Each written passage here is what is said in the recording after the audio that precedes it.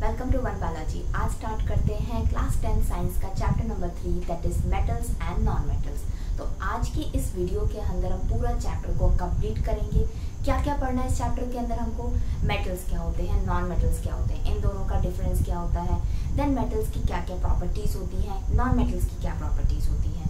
कुछ properties physical होती है, कुछ केमिकल होती है, राइट। अभी मेटल्स दूसरे एलिमेंट्स के साथ रिएक्ट करेंगे तो क्या बनाएंगे, नॉन मेटल्स रिएक्ट करेगा तो क्या बनाएगा, मेटल्स एंड नॉन मेटल्स आपस में रिएक्ट करेंगे तो क्या बनाएंगे, मेटल्स हमको अर्थ से कैसे मिलते हैं, हम कैसे एक्सट्रैक्ट करते हैं कोई डिजायरेबल मेटल को, वो सारी हम मेथड्स को आज यहाँ पर पढ़ने वाले हैं। तो इस वीडियो को एंड तक जरूर देखना, पूरा चैप्टर बहुत ही इजी वे में समझ में आएगा। ठीक है, तो स्टार्ट करते हैं। सबसे पहले बात करते हैं क्या, एलिमेंट्स की। जैसे कि पीरियोडिक टेबल होता है, आगे के फर्दर चैप्टर्स में हम पूरा डिटेल में समझेंगे कि पीरियोडिक टेबल क्या होते हैं, उसमें एलिमेंट्स कैसे रखे जाते हैं। तो एलिमेंट्स जो होते हैं जैसे hydrogen, helium, lithium, beryllium, boron, carbon, neon हो गया, sodium, magnesium, potassium, iron, copper, zinc, ये सब क्या है, एलिमेंट्स हैं, राइट। ये सारे एलिमेंट्स कैसे हैं, 100 से अबव इन नंबर है। तो इन सब एलिमेंट्स को एक टेबल के अंदर जिसमें कॉलम्स होते हैं एंड रोज होती है उसके अंदर अरेंज किया गया है। अब किसी चीज को आप अरेंज करते हो या क्लासीफाई करते हो तो अगेन कोई बेसिस रखते हो। सपोज बहुत सारे स्टूडेंट्स हैं, राइट, बहुत सारे स्टूडेंट्स हैं, इसमें male student boys and female girls दोनों हो सकती हैं। अब मैं बोलती हूँ कि ये सारे स्टूडेंट्स को मुझे क्या करना है, क्लासीफाई करना है। तो क्या करूंगी, या तो मैं इनको हाइट के बेसिस पे क्लासीफाई कर लूंगी, डिवाइड कर दूंगी, जो लंबे हैं या जो छोटे हैं, राइट। या फिर क्या कर सकते हैं, हम मार्क्स के बेसिस पे कर सकते हैं स्टूडेंट्स को डिवाइड, या स्कूल के बेसिस पे कर सकते हैं, कोई कौन से स्कूल में जा रहा है, कोई दूसरे स्कूल में जा रहा है। तो यहाँ पे डिवीजन का मेन क्राइटेरिया क्या है, कुछ बेस होना चाहिए। अगर कोई बेस है उसके बेसिस पे आप कोई एक बहुत सारी चीजों को अलग अलग डिवाइड कर सकते हो, राइट। जैसे कि नेचर के अंदर फ्रूट्स भी होते हैं, वेजिटेबल्स भी होते हैं। वेजिटेबल्स को हम पकाकर ही खाते हैं, फ्रूट्स को हम कच्चा खाते हैं, तो उस बेसिस पे हमने अलग किया हुआ है फ्रूट्स एंड वेजिटेबल्स को। उसी तरीके से ये जो एलिमेंट्स थे बहुत सारे, इनको भी एक पर्टिकुलर बेस रख के डिवाइड किया गया, क्लासिफाई किया गया। वो क्या बेस हो सकता है, वो बेस था प्रॉपर्टीज, यानी कि अलग अलग एलिमेंट्स की अलग अलग प्रॉपर्टीज। तो वो प्रॉपर्टीज कैसी होती हैं, सपोज ये एक मार्कर है, तो एक बार आप इसको टच करके देखते हो तो ये हार्ड है, इसको जितना ज्यादा प्रेस करना चाहोगे ये नहीं टूटेगा, लेकिन जो इसके निब वाला पार्ट होता है ऊपर का, ये थोड़ा सॉफ्ट होता है। तो ये हो गया क्या, ऊपर का एक्सटर्नल अपीयरेंस, जो आपने टच करके देखा फिजिकल हुआ। लेकिन अब इस मार्कर को मैं पानी में डाल दूं या मैं इसको आग में डाल दूं, तो उसके बाद इस मार्कर का क्या होगा वो आगे पता चलेगा, राइट। तो क्या हुआ, इस मार्कर को पानी में डालूंगी तो पानी में क्या रिएक्शन हुआ, इस मार्कर को मैंने अगर आग में डाल दिया तो इसका क्या होगा, ये पिघल जाएगा, बिकॉज प्लास्टिक है, तो वो हो गई केमिकल रिएक्शन। उसी तरीके से जितने ये एलिमेंट्स हैं, इनको जो एक्सटर्नल प्रॉपर्टी है, छूने में कैसे होते हैं और इसमें क्या क्या चीजें होती है जो आप बाहर से देख सकते हो एक्सटर्नली, वो हम डिवाइड करते हैं, उनको हम रखते हैं किसमें, फिजिकल प्रॉपर्टीज के अंदर। ठीक है। और जब ये एलिमेंट्स दूसरे एलिमेंट्स के साथ में रिएक्ट करते हैं या किसी और चीज के साथ में रिएक्ट करते हैं तो क्या एक नया प्रोडक्ट बन के आता है। तो ऐसी प्रॉपर्टीज को हम क्या बोलते हैं, केमिकल प्रॉपर्टीज बोलते हैं। तो ये दो ऐसे बेसिस रखे गए थे जिसके ऊपर एलिमेंट्स को डिवाइड किया गया था, कैसे, मेटल्स में एंड नॉन मेटल्स में। तो पहले तो यही सोचा गया कि चलो फिजिकल प्रॉपर्टी, एक्सटर्नल अपीयरेंस से हम डिवाइड कर देते हैं एलिमेंट्स को, कुछ ऐसे हैं, कुछ हार्ड है, कुछ सॉफ्ट है। लेकिन नहीं, उसमें बहुत सारे एक्सेप्शंस देखने को मिले। तो उसके बाद किस पे स्विच कर गए, केमिकल प्रॉपर्टीज के ऊपर, और उस बेसिस के ऊपर भी एलिमेंट्स को 2 पार्ट्स में या 2 टाइप्स में डिवाइड किया गया। तो जो एलिमेंट्स होते हैं ये कितने टाइप्स के होते हैं, 2 टाइप्स के होते हैं। एक होते हैं मेटल्स, दूसरे होते हैं क्या, नॉन मेटल्स, राइट। अब इनकी दोनों की हम अलग अलग प्रॉपर्टीज पढ़ेंगे। और कुछ ऐसे भी एलिमेंट्स थे जिनके पास दोनों की कैरेक्टरिस्टिक्स थी, तो उनको बोला गया क्या, मेटलॉइड्स। हमको यहाँ पर चैप्टर में मेटलॉइड्स के बारे में नहीं पढ़ना है, यहाँ पे हमें केवल ये 2 चीज को समझना है, that is metals and non metals को, राइट। तो नेक्स्ट रहेगा क्या, फिजिकल प्रॉपर्टीज ऑफ मेटल्स। तो फर्स्ट है यहाँ पे क्या, लस्टर। लस्टर मतलब क्या हुआ, शाइनिंग सरफेस। आप किचन में जाओ, जो बर्तन होते हैं हमारी किचन के अंदर, जो कढ़ाई एल्यूमिनियम की बनी होती है, किसी के घर में आयरन की भी होती है, ग्लास प्लेट स्टील के होते हैं, राइट। तो जब आप उनका यूज कर लेते हो उसके बाद आप उसको सिंक में धोते हो, जितना घिसते हो बर्तन को उतना ही वो चमकता है। कभी ऐसा सुना है कि आपने ज्यादा बर्तन घिस दिया तो उसकी चमक चली गई? नहीं, बर्तन जितना घिसते हैं उतनी उसकी शाइनिंग नेचर आती है। तो वही प्रॉपर्टी को क्या बोला गया? लस्टर।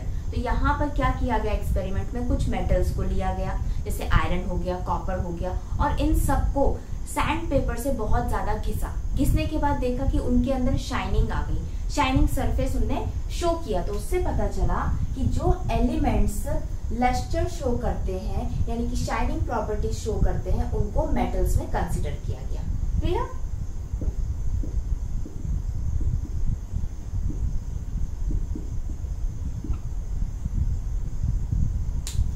ठीक है। अब सेकेंड प्रॉपर्टी क्या है? हार्ड। अगर आप एक आयरन का ब्लॉक ले लो, किसका ब्लॉक? आयरन का ब्लॉक ले लो, ठीक है। फिर आप यहाँ पर एक कॉपर का ब्लॉक ले लो। अब इसको आप सोचो कि मैं चाकू से कट कर दूं, क्या ये चाकू से कट होंगे ब्लॉक्स? आयरन की जो रॉड होती है, आप उसको चाकू से काटने की कोशिश करो, वो नहीं कटेगी। क्यों नहीं कटेगी? आप बोलोगे मैम लोहा है, लोहा नहीं कटता है। लेकिन अगर वही आप एक कपड़ा ले लो, कैंची से उसको काटो तो वो कट जाता है।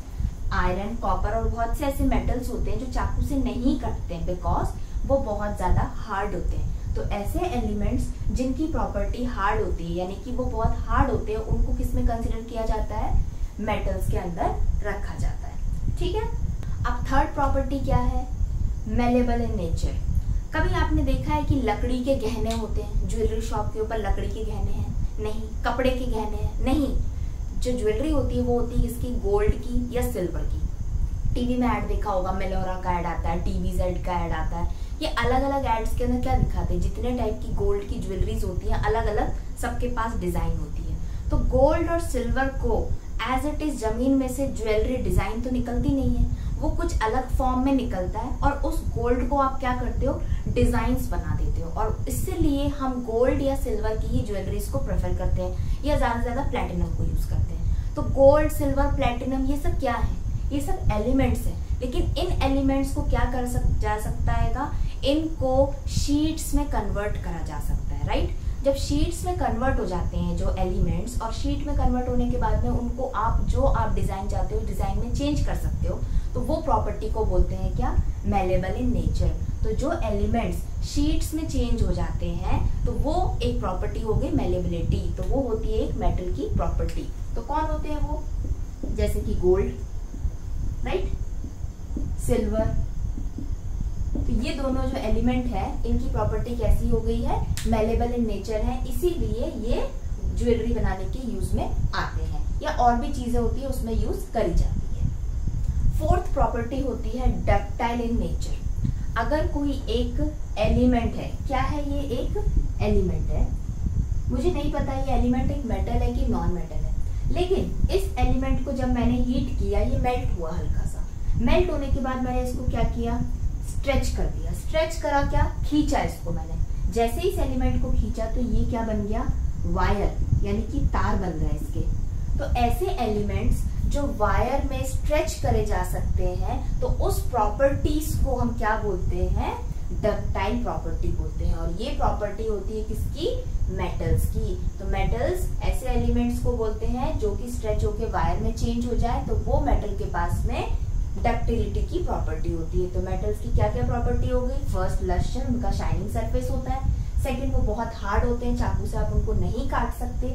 तीसरा, मेलेबल, वो पीट पीट के उनकी शीट्स बनाई जा सकती हैं, किसकी? मेटल्स की। नॉन मेटल्स की शीट्स नहीं बन सकती हैं। फोर्थ क्या होते हैं? डक्टाइल होते हैं। ये मेटल को अगर आप खींच दोगे, एज इट इज नहीं कि आप आयरन को खींच दिया तो वो तार बन गया, नहीं, उसको आपको कोई टेम्परेचर, प्रेशर देना पड़ता है, उसके बाद आप उसको खींचेंगे तो क्या होगा? वो वायर में चेंज हो जाएगा। इसलिए आपने देखा होगा इलेक्ट्रिसिटी में हम यूज करते हैं कॉपर के वायर्स होते हैं कि कॉपर क्या है? एक मेटल है, और उसको हमने खींच के क्या बना दिया? वायर बना दिया। जो गोल्ड की ज्वेलरी होती है, गोल्ड के पतले पतले तार होते हैं, उससे एक दूसरे डिजाइन को ज्वाइन किया जाता है, राइट। तो वो तार बन गया, डक्टिलिटी प्रॉपर्टी हुई, गोल्ड की हुई। तो गोल्ड क्या है? एक मेटल है। तो ये मेटल की प्रॉपर्टीज हो गई। क्लियर यहाँ तक? अब नेक्स्ट प्रॉपर्टी क्या देखते हैं? कंडक्टर। जो मेटल्स होते हैं they are good conductor of heat, यानी कि वो आसानी से गर्म हो जाते हैं, और वो खुद गर्म हो जाएगा जो मेटल, तो वो अपनी हीट को दूसरी जगह ट्रांसफर कर सकता है। कैसे? किचन के अंदर कढ़ाई के अंदर मैगी बनानी है आपको, तो आप क्या करोगे, कढ़ाई ले लोगे, ठीक है, ये हो गया कढ़ाई आपकी एक वेसल। इसको आप कहाँ रखोगे, गैस के ऊपर रखोगे, गैस ऑन करी, इसमें आपने ऑयल और जो भी आपको चीजें डालनी थी डाल दिया, उसके बाद आपने इसके अंदर आपको जो भी पकाना है आपने डाला। तो ये जो कढ़ाई थी ये बनी थी किसकी, मेटल की। तो मेटल क्या होता है, गुड कंडक्टर ऑफ हीट। यहाँ गैस से इसको फायर मिला, हीट मिली, तो ये मेटल क्या हो गया, हीट कर गया, हीट हो गया, गर्म हो गया। इस हीट को इसने क्या करा, ट्रांसफर कर दिया यहाँ पे जो पानी था और यहाँ पे जो भी मटेरियल था जो खाना बनाना था, तो उससे क्या हो गया, कुकिंग स्टार्ट हो गई, कुक हो गया जो भी चीज आपने रखी थी। तो metals are good conductor of heat, इसीलिए जो वायर्स होते हैं उनके ऊपर एक पीवीसी की कोटिंग करी जाती है, क्योंकि वो जब इलेक्ट्रिसिटी उसमें पास होती है तो वो गर्म हो जाते हैं, राइट। और इसीलिए जो कढ़ाई होती है अगर जब बन जाता है खाना, तो उसमें अगर हैंडल में कुछ दूसरा मटेरियल है तो आप उसको उठा सकते हो, नहीं तो आपको कोई दूसरा कपड़ा से उस चीज को उठाना पड़ेगा, नहीं तो आपका हाथ जल जाएगा, क्योंकि metals are good conductor of heat. तो यहाँ पे लिख देते हैं they are good conductor of heat. तो ये प्रॉपर्टी नॉन मेटल्स के पास में नहीं होती है। देन क्या है, मेल्टिंग पॉइंट। अब देखो मेटल्स हार्ड है, कैसे है, कड़क है, लेकिन अगर ये आयरन का इतना बड़ा ब्लॉक है और मुझे इस ब्लॉक से एक रॉड बनानी है, तो मैं इसको काटूंगी नहीं या मैं इसको ठोकूंगी नहीं कि वो ठोक ठोक के मैं रॉड बना दूं, नहीं, इसको हम हीट करेंगे। हीट करेंगे तो ये मेटल है, तो ये हीट क्या करेगा, गर्म हो जाएगा, गर्म होने से, गर्म करने से, क्योंकि ये गुड कंडक्टर ऑफ हीट है। अब गुड कंडक्टर ऑफ हीट होने के साथ साथ इसका मेल्टिंग पॉइंट भी ज्यादा है, हीट मिलेगी, जितना ज्यादा हीट देंगे तो ये क्या होगा, आयरन थोड़ा सा मेल्ट होगा, उसके बाद हम रॉड में चेंज करेंगे। तो आप बोलो कि हाँ यहाँ पर हमने 100 डिग्री सेल्सियस दे दिया, गर्मी इसको हीट दे दी तो ये पिघल गया, नहीं। आयरन को या जो भी मेटल्स होते हैं इनको बहुत हाई टेम्परेचर चाहिए अपने सॉलिड फॉर्म से लिटिल बिट मोल्टन फॉर्म में आने के लिए, इसलिए मेटल्स जो होते हैं उनका मेल्टिंग पॉइंट कैसा होता है, हाई मेल्टिंग पॉइंट होता है। तो यहाँ पे लिख देते हैं हाई मेल्टिंग पॉइंट, क्लियर। अब लास्ट क्या है, सोनोरस। स्कूल होता है, स्कूल के अंदर एक पीरियड से दूसरा पीरियड जब स्टार्ट होता है तो पहले बेल बजती है, तो उसका पता चलता है हमको कि ये पीरियड खत्म हो चुका है, ओवर हो चुका है। तो जो बेल होती है स्कूल के अंदर वो किसी प्लास्टिक की बनी नहीं होती है या किसी पेपर की नहीं बनी होती या कपड़े की नहीं बनी होती। अगर कपड़े की बनी होगी तो आप उसको बजाते रहो, दूसरी दूर की क्लासेस में सुनाई नहीं देगी, पास की क्लास में भी सुनाई नहीं देगी। प्लास्टिक की बजाओगे तो वो टूट जाएगी, लेकिन अगर वही बेल किसी मेटल की होगी तो वो जरूर बजेगी, चाहे वो आयरन हो या कोई दूसरा मेटल ले लो, ठीक है। तो मेटल को जब अगर ठोकते हैं तो उसमें से आवाज प्रोड्यूस होती है, साउंड प्रोड्यूस होता है, तो इस प्रॉपर्टी को क्या बोलते हैं, सोनोरस। तो metals are sonorous in nature, जो नॉन मेटल्स नहीं होते हैं। तो ये क्या हो गई प्रॉपर्टी सारी मेटल्स की, ठीक है। अब यहाँ तक तो क्लियर हो गया कि ये सारी फिजिकल प्रॉपर्टीज हो गई मेटल्स की, राइट। अब अगर बात करते हैं नॉन मेटल्स की, जैसे कि सल्फर, कार्बन, आयोडीन होता है, ऑक्सीजन हुआ, हाइड्रोजन हुए, ये सारे एलिमेंट्स कैसे हैं, नॉन मेटल है। तो क्या ये सारे नॉन मेटल्स जो होते हैं ये फिजिकल प्रॉपर्टीज के अपोजिट होते हैं, बिल्कुल। जैसे मेटल्स के पास लस्टर है तो नॉन मेटल्स बिल्कुल नॉन लस्टरस, बिल्कुल शाइनिंग नहीं होती। मेटल्स हार्ड है तो ये बहुत सॉफ्ट होते हैं। ये डक्टाइल और मेलेबल है तो यहाँ पर ये बिल्कुल भी नॉन डक्टाइल है, नॉन मेलेबल होते हैं।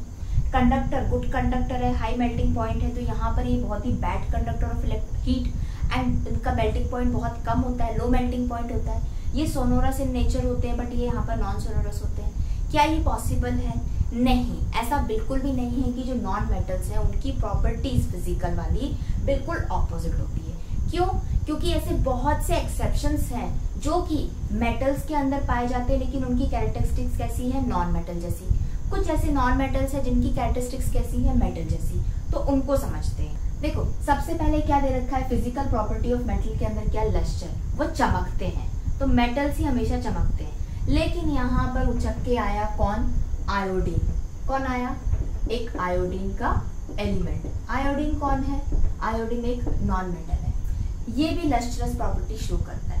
तो क्या मैं आयोडीन को मेटल के अंदर डाल दूं? नहीं।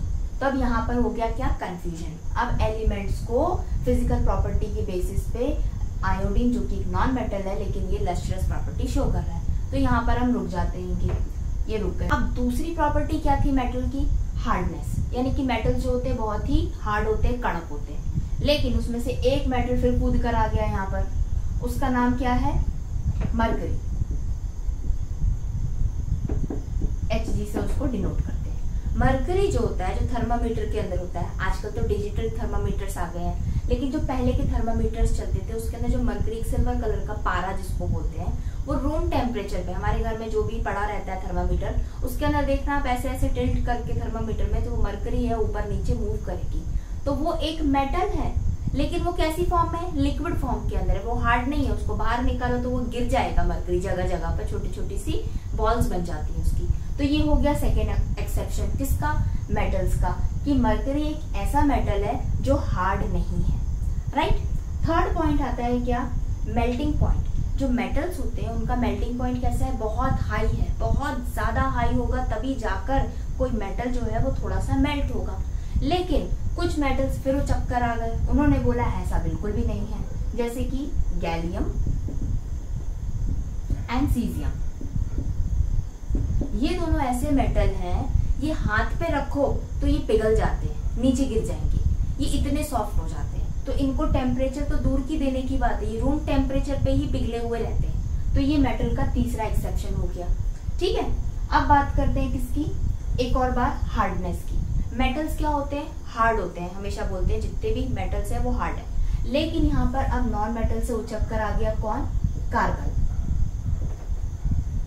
कार्बन बोला मेरे पास क्या है, एलोट्रॉप्स, यानी कि मेरी ही अलग अलग फॉर्म्स हैं जिसको मैं एलोट्रॉप्स बोलता हूँ। जैसे कि एक होता है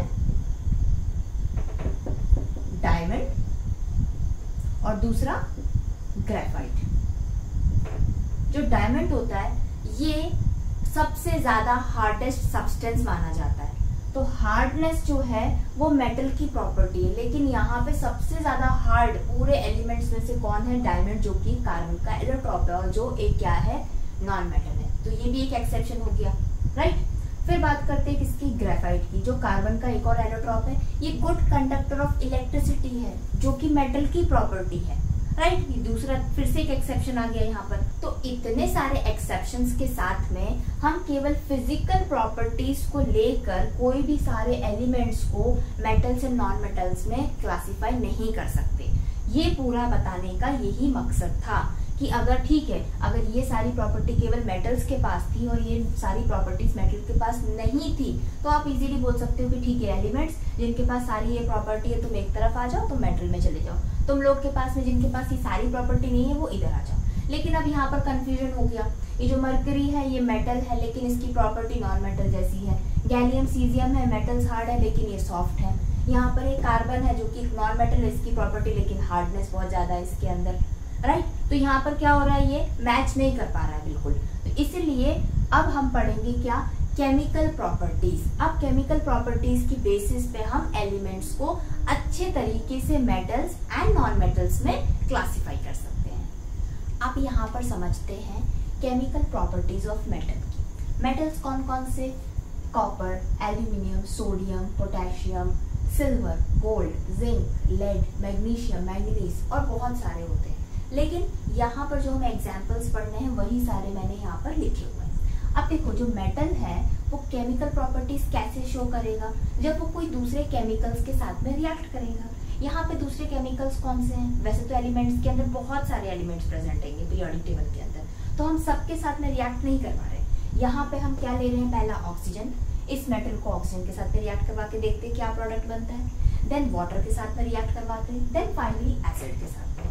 अब ये केमिकल कैसे होगा, ऑक्सीजन तो हो गया, ठीक है, O हो गया, वाटर, इसमें हाइड्रोजन प्रेजेंट है एंड ऑक्सीजन प्रेजेंट है, राइट। एसिड के अंदर जैसे हाइड्रोक्लोरिक एसिड HCl हो गया, उसमें हाइड्रोजन एंड क्लोराइड है, H2SO4 है, हाइड्रोजन है, सल्फर है, ऑक्सीजन है। तो इस तरीके से डिफरेंट टाइप्स के एलिमेंट्स ने कंपाउंड्स फॉर्म किया और उसको हमने एसिड में, वाटर में, अलग अलग चीजों में क्लासिफाई किया। और इन मेटल्स के साथ में आप क्या करवाएंगे, रिएक्टिविटी। तो सबसे पहला क्या है, जो मेटल्स हैं वो किसके साथ रिएक्ट कर रहे हैं, ऑक्सीजन के साथ में। तो जब मेटल्स यानी कि M को यहाँ पे मैं लिख रही, डिनोट कर रही हूँ, रिएक्ट करते हैं ऑक्सीजन के साथ में, तो वो बनाते हैं क्या, मेटालिक ऑक्साइड। क्लियर यहाँ तक। तो उसका एग्जाम्पल समझते हैं क्या होता है। एक कॉपर एक मेटल हो गया जिसने ऑक्सीजन के साथ में रिएक्ट किया और क्या बना लिया उसने बनाया ये कॉपर ऑक्साइड। ठीक है। तो मेटल्स ऑक्सीजन के साथ में रिएक्ट करते हैं। तो यहाँ पर ये वाले पॉइंट से हमको ये समझ में आया जो मेटल्स हैं वो ऑक्सीजन के साथ रिएक्ट करते हैं और क्या बना लेते हैं, मेटल ऑक्साइड या मेटालिक ऑक्साइड। देन अब ये जो कॉपर ऑक्साइड है हमारा एक टाइप ऑफ मेटल ऑक्साइड है, ये रिएक्ट कर रहा है किसी एसिड के साथ में, ये हो गया CuO, रिएक्ट कर रहा है H2SO4 यानी कि सल्फ्यूरिक एसिड के साथ में। जब एक मेटल ऑक्साइड रिएक्ट करता है एसिड के साथ तो वो बनाता है क्या, एक सॉल्ट, यहाँ पे कॉपर सल्फेट जिसका नाम है, एंड वाटर मॉलिक्यूल। तो आपको ये भी पता होगा या हमने पहले पढ़ा है, जब एक एसिड बेस के साथ रिएक्ट करता है तो वो भी क्या बनाता है, सॉल्ट बनाता है एंड वाटर बनाता है, राइट। तो सेम ये इक्वेशन जो है यहाँ पर भी ऐसी ही इक्वेशन हो रही है। यहाँ पर एसिड जो है H2SO4 है, यहाँ पर ये हो गया एसिड, ठीक है। देन क्या बना, प्रोडक्ट के अंदर सॉल्ट बना, यहाँ पर भी वही सॉल्ट बन रहा है, राइट। देन क्या बना, वाटर, यहाँ पर भी बन रहा है वाटर, ये हो गया 3 क्लियर। क्या बचा, बेस। तो इसका मतलब ये जो मेटल ऑक्साइड है वो किसकी तरह काम कर रहा है, एक बेस की तरह काम कर रहा है। कब, जब वो एसिड के साथ में रिएक्ट कर रहा है। यहाँ पर मैं नहीं बोलूंगी कॉपर ऑक्साइड क्या है, बेस की तरह काम कर रहा है, नहीं। जब वो अगर एसिड के साथ रिएक्ट करके अगर सॉल्ट और वाटर बनाता है तो ऐसा मेटल ऑक्साइड को हम क्या बोलते हैं, बेसिक ऑक्साइड्स बोलते हैं, क्योंकि वो किस तरह से काम करते हैं, एक बेस की तरह काम करते हैं। तो यहाँ पे मैं क्या लिख देती हूँ उसको, ये बेसिक ऑक्साइड्स। तो मेटल ऑक्साइड्स जो होते हैं वो होते हैं टाइप ऑफ बेसिक ऑक्साइड्स। समझ में आया यहाँ पे इनको बेसिक ऑक्साइड्स क्यों बोलते हैं। अब देखो यहाँ पर दूसरा एग्जाम्पल को समझते हैं। दूसरा कोई मेटल लेते हैं एल्यूमिनियम और रिएक्ट करवाते हैं किसके साथ में, ऑक्सीजन के साथ में। तो क्या बनाएगा, मेटल ऑक्साइड एल्यूमिनियम ऑक्साइड बनाएगा, राइट। तो ये हो गया एल्यूमिनियम ऑक्सीजन और ये बन गया क्या, एल्यूमिनियम ऑक्साइड। अब देखो क्या कर रहा है ये एल्यूमिनियम ऑक्साइड जो कि एक मेटालिक ऑक्साइड है, ये रिएक्ट कर रहा है HCl के साथ यानी कि एसिड के साथ में, ठीक है। एसिड के साथ में जब मेटालिक ऑक्साइड ने रिएक्ट किया तो वो क्या बना दिया उसने यहाँ पर, AlCl3 जो कि एक सॉल्ट हो गया, aluminium chloride and water molecule को रिलीज कर दिया, ठीक है। तो इसका मतलब जो एक मेटल होता है जब ऑक्सीजन के साथ में रिएक्ट करके मेटालिक ऑक्साइड बनाता है तो वो मेटालिक ऑक्साइड एसिड के साथ में रिएक्ट कर सकता है। लेकिन यहाँ पर हमने एक और इक्वेशन देखी, सेम एल्यूमिनियम ऑक्साइड एक बेस के साथ रिएक्ट कर रहा है। NaOH क्या है, एक बेस है, राइट। और रिएक्ट होने के बाद में वो क्या बना रहा है यहाँ पर, इसको बोलते हैं सोडियम एल्यूमिनेट जो कि एक सॉल्ट है, एंड यहाँ पर ये हो गया वाटर। तो ठीक है, मेटालिक ऑक्साइड एसिड के साथ रिएक्ट करे या बेस के साथ रिएक्ट करे वो एक सॉल्ट बनाता है और वाटर बनाता है। लेकिन यहाँ पर जो ये वाला मेटल ऑक्साइड था, कॉपर ऑक्साइड, क्या इसने बेस के साथ रिएक्ट किया था, नहीं किया था। तो जितने सारे मेटल ऑक्साइड्स होते हैं वो सारे मेटल ऑक्साइड्स एसिड और बेस दोनों के साथ रिएक्ट नहीं करते। कुछ ही मेटल ऑक्साइड्स दोनों के साथ रिएक्ट करते हैं, जिसमें से एक एग्जांपल किसका है, एल्यूमिनियम ऑक्साइड का। तो ऐसे मेटालिक ऑक्साइड्स या मेटल ऑक्साइड्स जो एसिड एंड बेस दोनों के साथ रिएक्ट करते हैं उनको बोलते हैं एम्फोटेरिक ऑक्साइड। तो मेटल ऑक्साइड बेसिक ऑक्साइड्स होते हैं क्योंकि वो एसिड के साथ रिएक्ट के सॉल्ट वाटर बनाते हैं। मेटल ऑक्साइड एम्फोटेरिक ऑक्साइड्स भी होते हैं कुछ जो बेस के साथ भी रिएक्ट कर लेते हैं। ठीक है, यहाँ पर दो चीजें समझ में आ गई, basic oxide and amphoteric oxide. अब समझते हैं क्या तीसरे एग्जाम्पल को, जिसमें अगेन हमने एक और मेटल लिया है सोडियम। सोडियम को पहले से ऑक्सीजन के साथ में रिएक्ट करा के क्या बना दिए यहाँ पे, सोडियम ऑक्साइड। इस सोडियम ऑक्साइड को यानी कि मेटल ऑक्साइड को हमने अब वाटर के साथ रिएक्ट कराया। पहले एसिड के साथ कराया, बेस के साथ कराया, अब वाटर के साथ कराया। मेटल की बात नहीं हो रही है, मेटल ऑक्साइड की बात हो रही है। तो क्या बन गया, एक बेस बन गया। तो ये एक और चीज हमको पता चल गई। हमने क्या देख रहे हैं चैप्टर के अंदर, एलिमेंट्स के अंदर मेटल्स एंड नॉन मेटल्स। जो मेटल्स थे उनकी फिजिकल प्रॉपर्टीज हम लोगों ने पूरी तरीके से नहीं मानी कि हम उस बेसिस पे एलिमेंट्स को मेटल्स नॉन मेटल्स में कंसिडर या क्लासिफाई नहीं कर सकते। तो हम किसके ऊपर आ गए, केमिकल प्रॉपर्टीज पे। तब हमको ये पता चला कि जो मेटल्स होते हैं वो ऑक्सीजन के साथ में रिएक्ट करते हैं और मेटल ऑक्साइड्स बनाते हैं। फिर ये मेटल ऑक्साइड्स जो होते हैं एसिड के साथ भी रिएक्ट करते हैं, बेस के साथ भी रिएक्ट कर सकते हैं। तो जो एसिड के साथ रिएक्ट करते हैं वो बेसिक ऑक्साइड्स होते हैं। जो एसिड बेस दोनों के साथ रिएक्ट करते हैं वो एम्फोटेरिक ऑक्साइड्स होते हैं, और वो मेटल ऑक्साइड्स जो किसके साथ, पानी के साथ रिएक्ट करते हैं तो वो क्या बना लेते हैं, बेस बना लेते हैं। ठीक है यहाँ तक। अब देखो यहाँ पे जो ये मेटल्स ऑक्सीजन के साथ में रिएक्ट कर रहे हैं, तो क्या यहाँ पर केवल एक मेटल प्रेजेंट है, नहीं, यहाँ पर इतने सारे मेटल्स प्रेजेंट हैं। तो सारे मेटल्स ऑक्सीजन के साथ में सेम तरीके से रिएक्ट करेंगे, नहीं करेंगे। क्यों? सब मेटल्स का एटॉमिक नंबर अलग है, सबके वैलेंस इलेक्ट्रॉन अलग है, सबकी कैरेक्टरिस्टिक्स अलग अलग होती है। तो इसीलिए डिफरेंट टाइप के मेटल्स होते हैं तो उनकी रिएक्टिविटी ऑक्सीजन के साथ में भी कैसी होती है, डिफरेंट होती है। तो यहाँ पे डिफरेंट कैसी होती है, किसी के साथ हाई होती है, किसी की लो होती है। कुछ मेटल्स ऐसे होते हैं जो ऑक्सीजन के साथ में तुरंत रिएक्ट करते हैं। कौन से? Sodium and potassium. ये रहे, ये सोडियम और पोटेशियम हाईली रिएक्टिव मेटल होते हैं। ऑक्सीजन में यानी कि बाहर आप उनको ऐसे प्लेट में सोडियम पोटेशियम को रख दो तो उसमें आग लग जाती है। क्यों? क्योंकि ऑक्सीजन के साथ में वो रिएक्ट कर जाते हैं। इसलिए इन दोनों मेटल्स को केरोसिन के अंदर डुबा के रखते हैं ताकि ये एयर के साथ में, ऑक्सीजन के साथ में रिएक्शन ना करें। पहला पॉइंट, ठीक है। हाईली रिएक्टिव मेटल्स हो गए। कुछ ऐसे होते हैं लीस्ट रिएक्टिव, मतलब उन्हें कोई मतलब ही नहीं है ऑक्सीजन हो या पानी हो या एसिड हो, है तो मेटल्स लेकिन लीस्ट रिएक्टिव। कौन है वो? Silver and gold. और इसीलिए इनकी ज्वेलरी बनाई जाती है। क्यों बनाई जाती है? आप गोल्ड के इयररिंग्स, गोल्ड का नेकलेस, बैंगल पहन के 24 घंटे रहो, बर्तन धो, नहाओ, धूप में घूमो, बारिश में घूमो, ठंड में रहो, कुछ भी नहीं होता गोल्ड की ज्वेलरी को। वो एज इट इज रहते हैं, जैसे पहले थे वैसे ही आज भी चमकते हैं। इसलिए उनकी अपनी इंडिया में बहुत ज्यादा वैल्यू है। तो ये दोनों कैसे हो गए metals? Least reactive with the oxygen के साथ में वो रिएक्ट नहीं करते। ठीक है। अब बात करते हैं कुछ ऐसे मेटल्स की जो थोड़ी सी चालू टाइप की होते हैं। कैसे?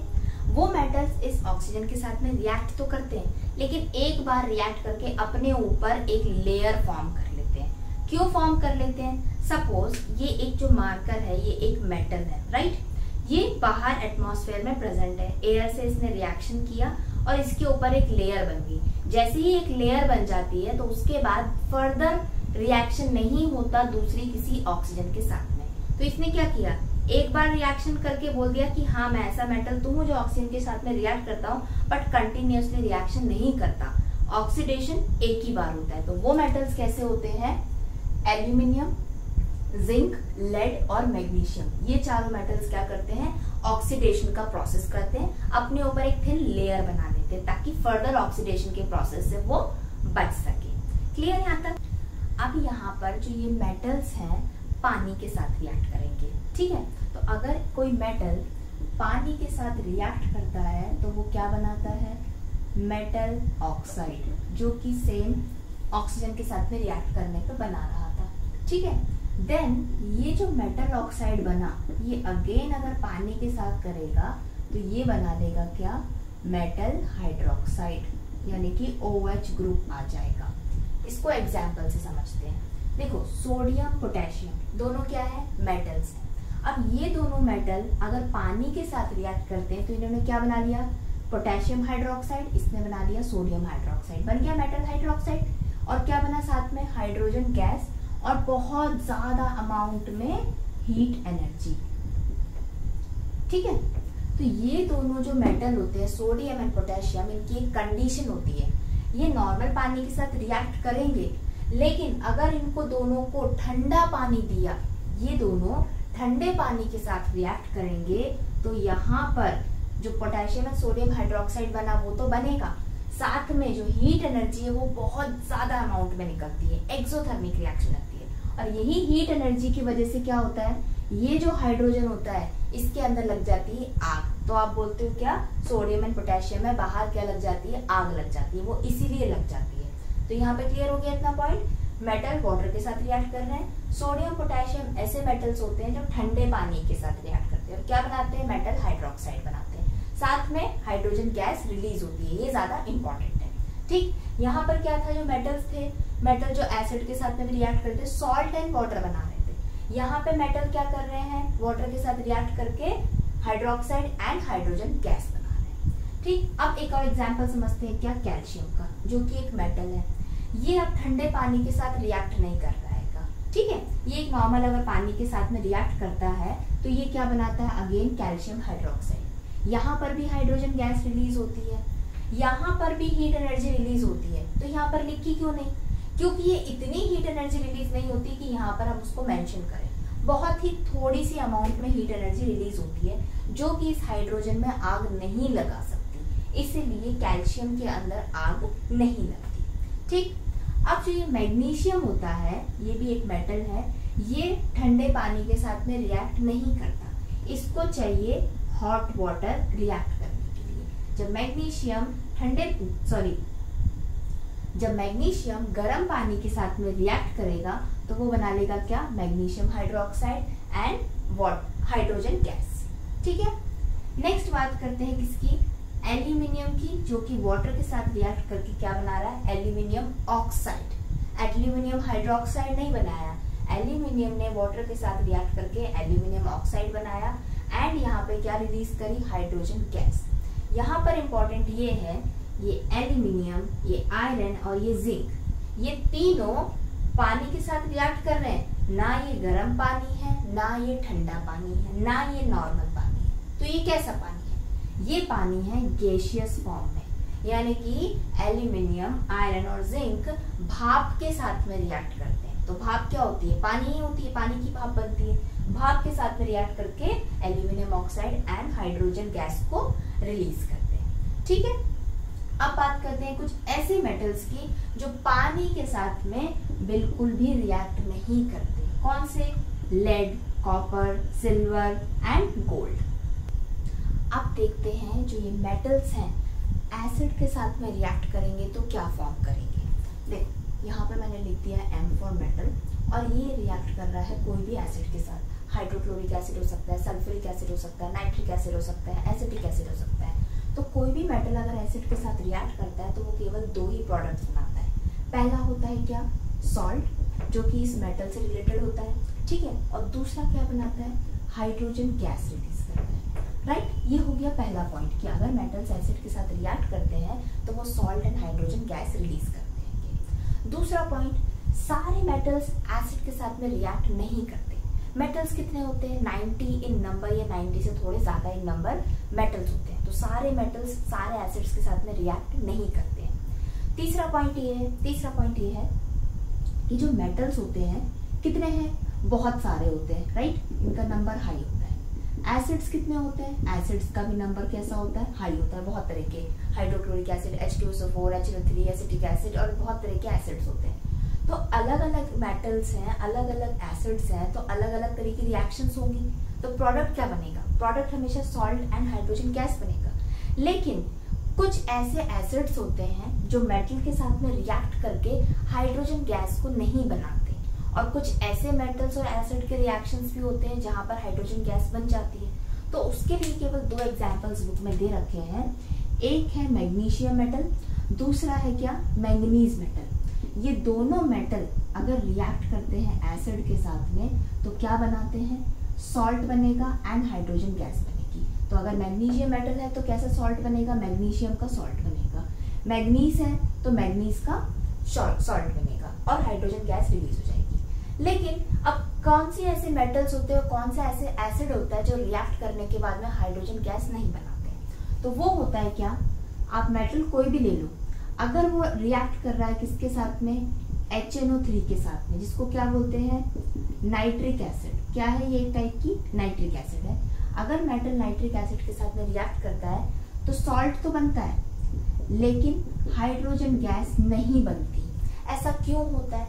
क्योंकि जो ये नाइट्रिक एसिड होता है ये हाई ऑक्सीडाइजिंग एजेंट होता है। क्या होता है? Oxidising agent. तो जब रिएक्शन होती है मेटल के साथ में इस एसिड की तो हाइड्रोजन गैस बनती है, लेकिन ये नाइट्रिक एसिड इस हाइड्रोजन गैस को क्या कर देता है?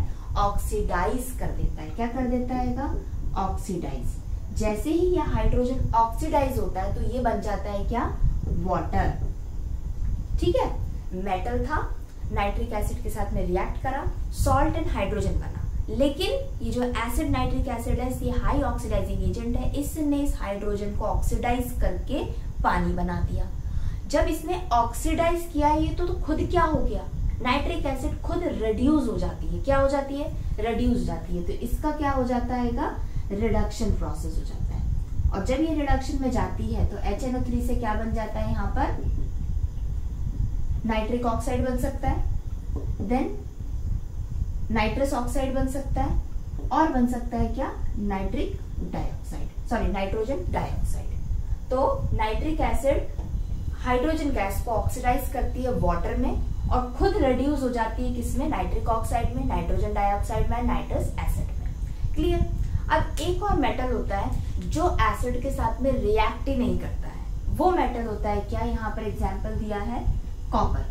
कॉपर को अगर एसिड के साथ में रिएक्ट करोगे तो कोई रिएक्शन नहीं होगी, राइट। अब देखो आपने एक कंपाउंड पढ़ा था CuCl2 यानी कि कॉपर क्लोराइड, ये कैसे बना था, कॉपर ने एसिड के साथ रिएक्ट किया था तो कॉपर क्लोराइड बना था। लेकिन यहाँ पर बोल रहा है कि कॉपर एसिड के साथ में रिएक्ट नहीं कर सकता है, तो ये वाला जो पॉइंट है ये करेक्ट है। लेकिन यहाँ पर कॉपर ने पहले ऑक्सीजन के साथ में कॉपर ऑक्साइड बनाया, मेटल ऑक्साइड बनाया, और फिर ये मेटल ऑक्साइड ने एसिड के साथ रिएक्ट करके कॉपर क्लोराइड बनाया। तो क्लियर हो गया यहाँ तक ये वाली बात। अब देखो डिफरेंट टाइप के मेटल्स थे, डिफरेंट टाइप के एसिड्स थे, तो डिफरेंट टाइप की रिएक्शंस हुई, किसी में हाइड्रोजन बनी, किसी में हाइड्रोजन नहीं बनी। अब क्या होता है, जो मेटल्स होते हैं इनकी रिएक्टिविटी भी डिफरेंट होती है एसिड्स के प्रति, कुछ हाईली एक्टिव होते हैं, कुछ लो एक्टिव होते हैं।